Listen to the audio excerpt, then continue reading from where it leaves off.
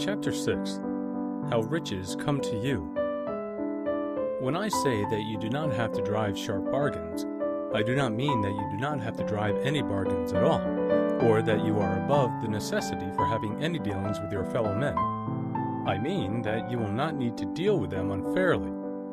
You do not have to get something for nothing, but can give to every man more than you take from him.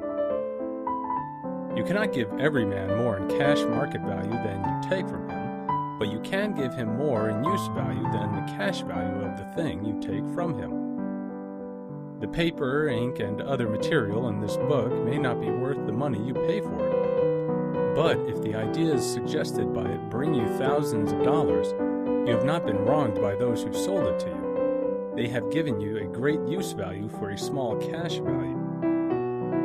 Let us suppose that I own a picture by one of the great artists, which in any civilized community is worth thousands of dollars. I take it to Baffin Ray and by salesmanship induce an Eskimo to give a bundle of furs worth $500 for it. I have really wronged him, for he has no use for the picture. It has no use value to him. It will not add to his life. But suppose I give him a gun worth $50 for his furs. Then he has made a good bargain. He has use for the gun. It will get him many more furs and much food. It will add to his life in every way. It will make him rich. When you rise from the competitive to the creative plane, you can scan your business transactions very strictly. And if you are selling any man anything which does not add more to his life than the thing he gave you in exchange, you can afford to stop it. You do not have to beat anybody in business. And if you are in a business which does beat people, get out of it at once. Give every man more in use value than you take from him in cash value. Then you are adding to the life of the world by every business transaction. If you have people working for you, you must take from them more in cash value than you pay them in wages. But you can so organize your business that it will be filled with the principle of advancement, and so that each employee who wishes to do so may advance a little every day. You can make your business do for your employees what this book is doing for you. You can so conduct your business that it will be a sort of ladder by which every employee who will take the trouble may climb to riches himself, and given the opportunity, if he will not do so, it is not your fault. And finally, because you are to cause the creation of your riches from formless substance which permeates all your environment, it does not follow that they are to take shape from the atmosphere and come into being before your eyes.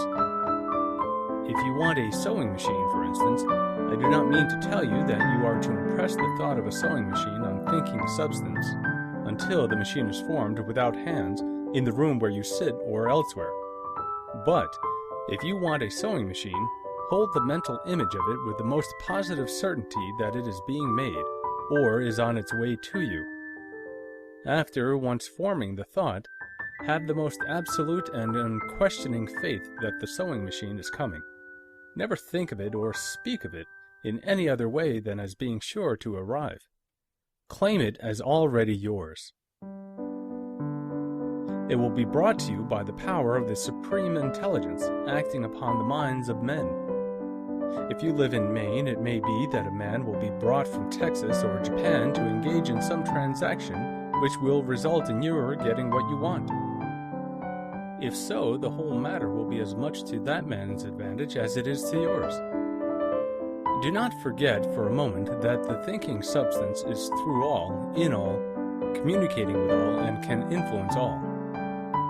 The desire of thinking substance for fuller life and better living has caused the creation of all the sewing machines already made, and it can cause the creation of millions more, and will whenever men set it in motion by desire and faith, and by acting in a certain way. You can certainly have a sewing machine in your house, and it is just as certain that you can have any other thing or things which you want, and which you will use for the advancement of your own life and the lives of others. You need not hesitate about asking largely. It is your Father's pleasure to give you the kingdom, said Jesus. Original substance wants to live all that is possible in you, and wants you to have all that you can or will use for the living of the most abundant life. If you fix upon your consciousness the fact that the desire you feel for the possession of riches is one with the desire of omnipotence for more complete expression, your faith becomes invincible. Once I saw a little boy sitting at a piano and vainly trying to bring harmony out of the keys, and I saw that he was grieved and provoked by his inability to play real music. I asked him the cause of his vexation, and he answered, "I can feel the music in me, but I can't make my hands go right." The music in him was the urge of original substance, containing all the possibilities of all life. All that there is of music was seeking expression through the child. God, the one substance, is trying to live and do and enjoy things through humanity. He is saying, "I want hands to build wonderful structures, to play divine harmonies, to paint glorious pictures. I want feet to run my errands, eyes to see my beauties, tongues to tell mighty truths and to sing marvelous songs," and so on. All that there is of possibility is seeking expression through men. God wants those who can play music to have pianos and every other instrument, and to have the means to cultivate their talents to the fullest extent.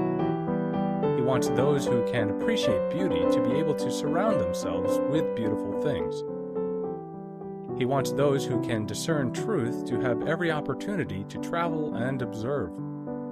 He wants those who can appreciate dress to be beautifully clothed, and those who can appreciate good food to be luxuriously fed. He wants all these things because it is himself that enjoys and appreciates them. It is God who wants to play and sing, and enjoy beauty, and proclaim truth and wear fine clothes, and eat good foods. It is God that worketh in you to will and to do, said Paul.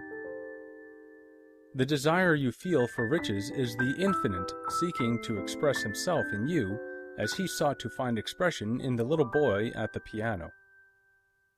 So you need not hesitate to ask largely. Your part is to vocalize and express the desire to God. This is a difficult point with most people. They retain something of the old idea that poverty and self-sacrifice are pleasing to God. They look upon poverty as a part of the plan, a necessity of nature. They have the idea that God has finished his work and made all that he can make, and that the majority of men must stay poor because there's not enough to go around.